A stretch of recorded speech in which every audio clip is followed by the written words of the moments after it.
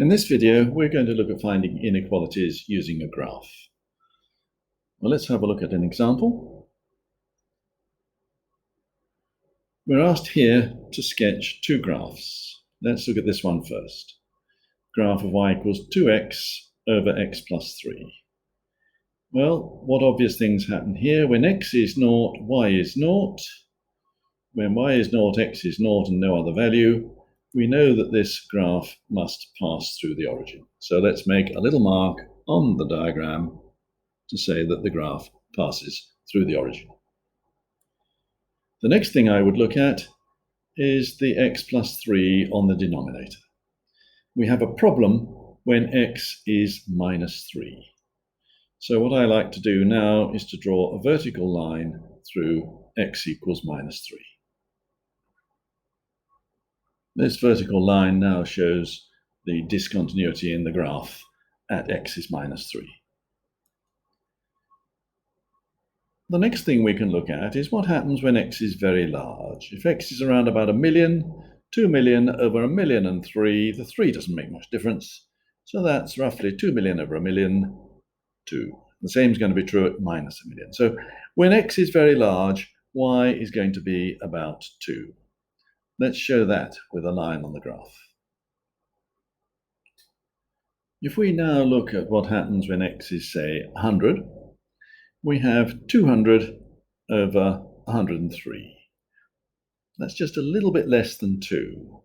So as x gets bigger and bigger and bigger, y is going to approach 2 from below. We can show that if we put just a little mark on the graph, showing that we are getting closer and closer to 2 from below. What happens if x is negative?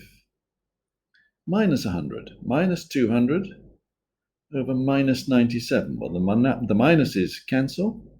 200 over 97 is a bit bigger than 2. So this time we're going to be above the green line.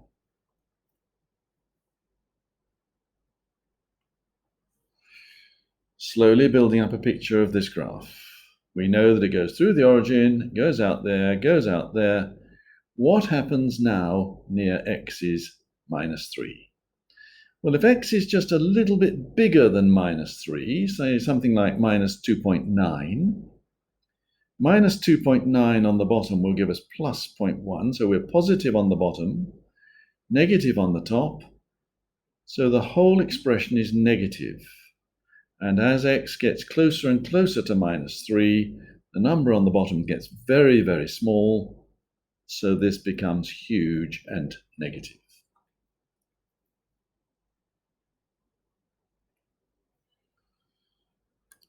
On the other side, if the number is just a little bit smaller than minus 3, say minus 3.1, we're really only looking to see whether it's positive or negative. Minus 3.1 will give us minus 0.1. Negative over negative, positive, so it's going to become a very, very big positive number as x gets close to minus 3. We are now in a position to join up all those little red marks with a smooth, sensible curve. There, not too bad. Actually, for me, that's really quite good. So, there is the curve of y equals 2x over x plus 3. This second equation is a nice, easy straight line. Gradient 1 through intercept minus 2 on the y-axis. So let's draw that.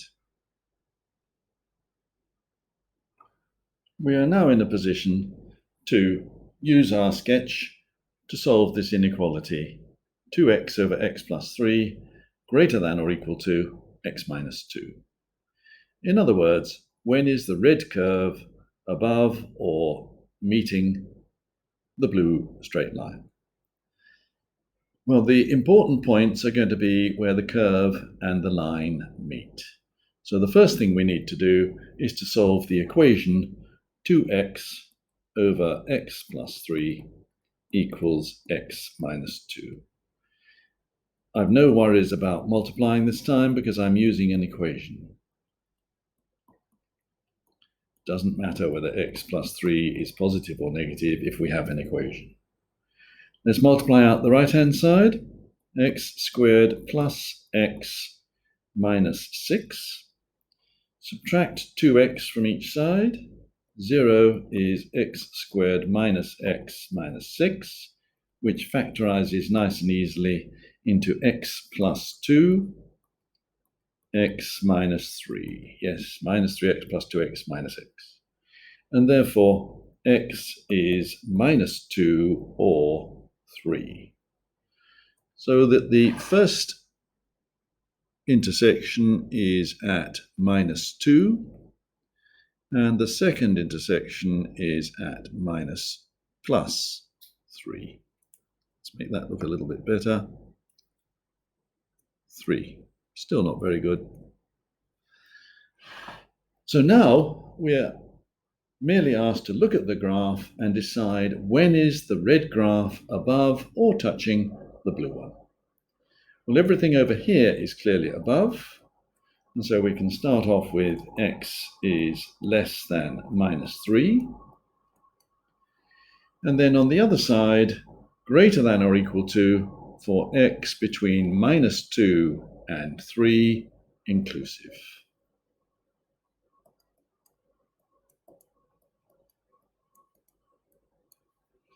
And so a very simple little problem really, once you've got the graph. So if you have a graph, an inequality, use it and write down the answer.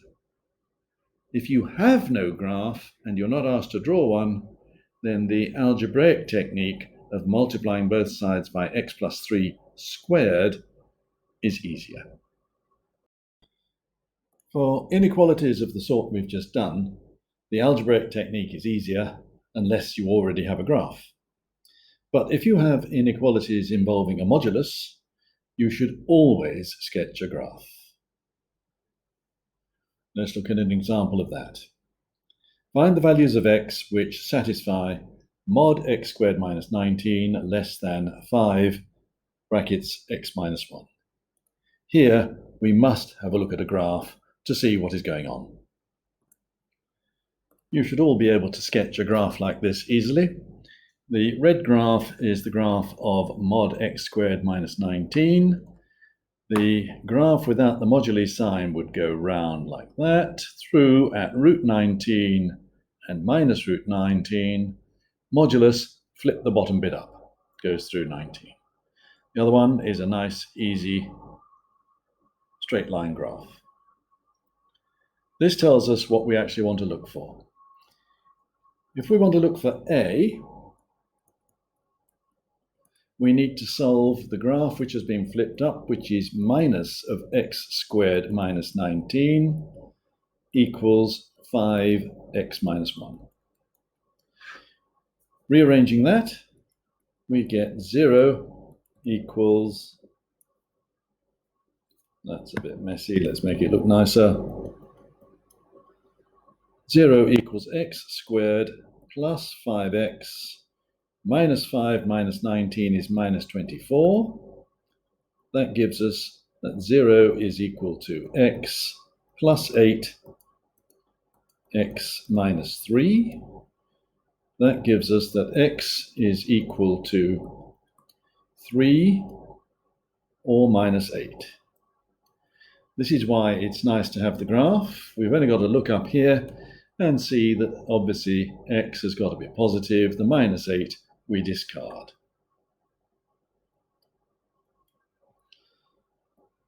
Same thing for b. In this case, we're using the graph x squared minus 19, and that is equal to 5x minus 1. Sorting this out, we get x squared, subtract 5x, minus 19 plus 5 is minus 14. Factorize that, we get x minus 7, x plus 2, yes, that works. And that gives us x equals 7 or minus 2. Looking at the graph, x equals 7 beyond 5 is obviously the one we want. Minus 2. Minus 2 is actually the intersection if we were to carry that on down there. Sort of ghost solution. So we don't want the minus 2. We're now looking for when is the red graph below the blue one. That's between A and B. So now we're looking between A and B.